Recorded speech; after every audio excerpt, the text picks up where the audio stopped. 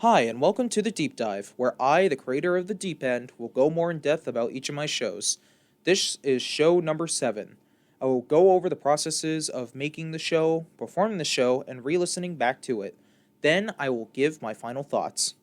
So, to start us off, when it came to making it, I had a lot more creative flow, like more than last time, since originally I was kind of worried that I would make a boring story as Croton because I wanted to separate DJ and Croton's mindsets so that DJ would be a lot more creative and Croton would be a lot more logical.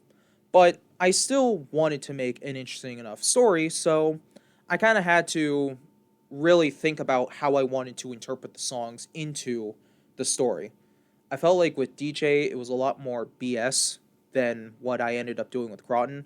And still up for, subjectiveness, but I feel like it was a lot easier to even mildly guess what songs I could have used. But even then, I feel like I would stop treating it like a guessing game that someone is, like, you, the audience, are supposed to guess, and more of just my characters guess from each other. Um, so, to me, I consider it a possibly better story. I say possibly because, I mean, I think the other one, the show 6 story, was good if it weren't for the rushing. But when it came to show 7, because I felt like it was a bit more interesting to me. And I made sure to time this a lot more carefully. It still ended up becoming under the 60-hour mark, but it was kind of the same thing where you have to get it as close as possible. You don't have to get it exact. Now, next, when it came to performing the show, I had really good energy, especially as Croton. This is possibly the most excited he's sound ever in any of these shows, even like the later shows. Um, and I had, a really high confidence doing this. I was like, yeah, this is my show. This is it. And I had so much fun doing it. But the biggest thing I noticed was that I was making a lot less mistakes when doing it.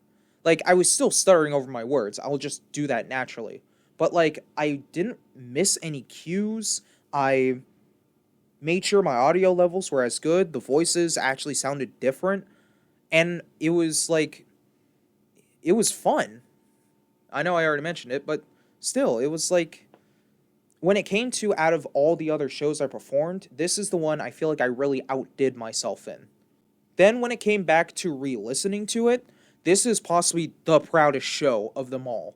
Simply because I wasn't making as all the other mistakes I've been making up to this point, and I was very defined with my voices, and ultimately I was doing better voice acting. Like, I actually sounded like people in a universe, not just people in a studio doing voices of a character, if that made sense.